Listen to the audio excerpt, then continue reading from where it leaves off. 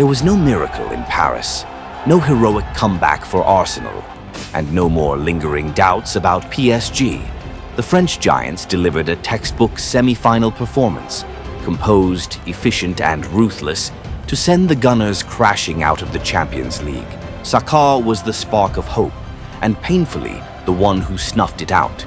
Arsenal brought intensity, energy, and relentless pressing, but it was Les Parisiens who struck with precision when it mattered most. This year's Champions League final won't feature a team from England, Spain, or Germany. Yet PSG versus Inter in Munich is far from underwhelming. It's a statement. The balance of power in European football is shifting. From the first whistle by referee Felix Breisch, Arsenal made their intentions clear. They weren't in Paris to sit back.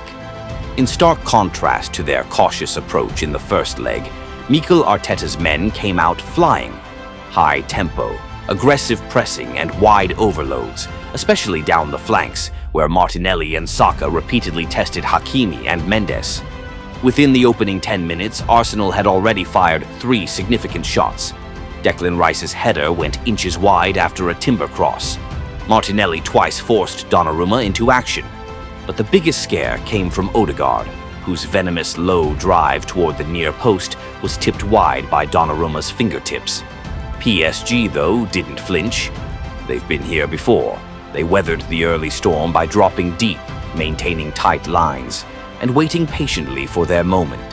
That first warning came in the 17th minute, when Kvaratskhelia cut inside from the left and curled a beauty onto the post. Raya was rooted to the spot.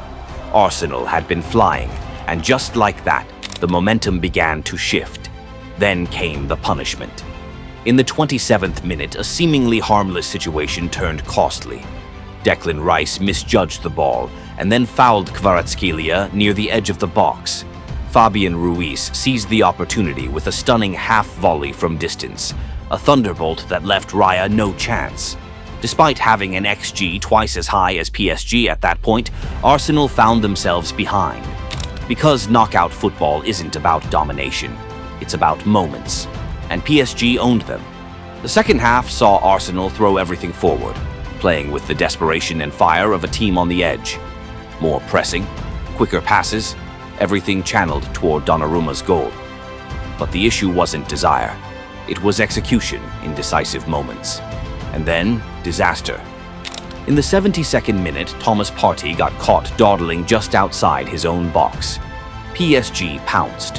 One slick move later, Dembele laid it off, and Hakimi curled in a ruthless finish to make it 2-0. Not just a goal, but a dagger. A masterclass in capitalizing on the slightest error. Yet hope hadn't completely faded. Bukayo Saka, Arsenal's brightest light on the night, cut inside time and again, giving Mendes all sorts of problems. In the 76th minute, he finally broke through. After Trossard won the ball high up the pitch and squared it across the box, the ball ricocheted before landing at Saka's feet. With Donnarumma on the ground, Saka slotted it in. 2-1. Emirates faithful around the world roared back to life.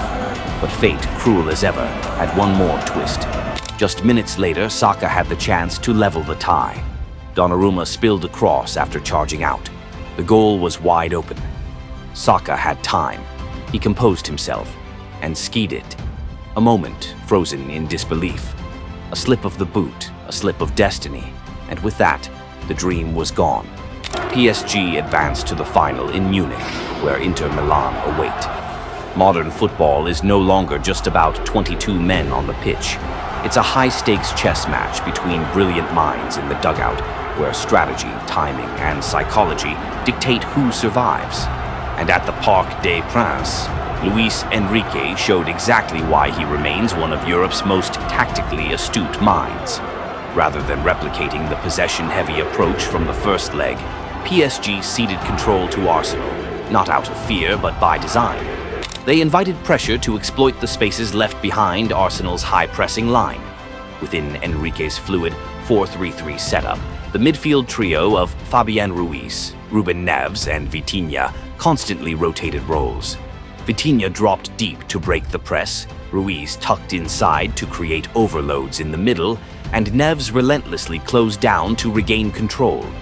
Despite seeing less of the ball, PSG looked razor-sharp every time they countered. One of Enrique's boldest and most brilliant moves was starting Desire Doul and Bradley Barcola, two young players thrust into a high-pressure semi-final. While neither registered a goal or assist, their energy and movement stretched Arsenal's backline and laid the groundwork for PSG's most dangerous transitions. At the back, Achraf Hakimi delivered a masterclass in modern fullback play. He locked down Martinelli in the second half and then capped it off with the decisive goal, a stunning right-footed curler in the 72nd minute that showcased both composure and quality on the biggest stage. And then, of course, there was Gianluigi Donnarumma. His string of early saves, particularly the fingertip stop from Odegaard's low rocket, kept PSG afloat. Without his heroics in those key moments, this tie might have swung in a very different direction. On the other side, Mikel Arteta's midfield pairing of Declan Rice and Mikel Merino brought intensity and urgency. They pushed PSG deep, often dictating the tempo and keeping the Parisians on the back foot. But what Arsenal lacked was a true finisher, the killer instinct that defines champions. And in a Champions League semi-final, failure to seize key moments comes at a heavy price. The turning point? Thomas Partey. Reinstated in the starting 11 to anchor the midfield and free up Rice, Partey had a solid first half. But one lapse, a moment of indecision in the 72nd minute, proved catastrophic. Rather than clearing his lines, he attempted to turn under pressure just outside the box. PSG pounced, and within seconds, Hakimi had punished the mistake in ruthless fashion. Yet even that didn't sting as much as what came 8 minutes later. Bukayo Saka, Arsenal's golden boy, the man who gave fans hope with his well-taken goal in the 76th minute.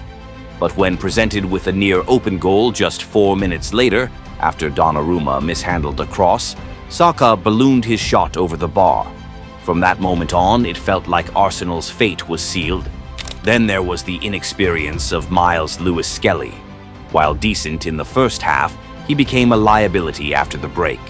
His handball in the 67th minute handed PSG a penalty.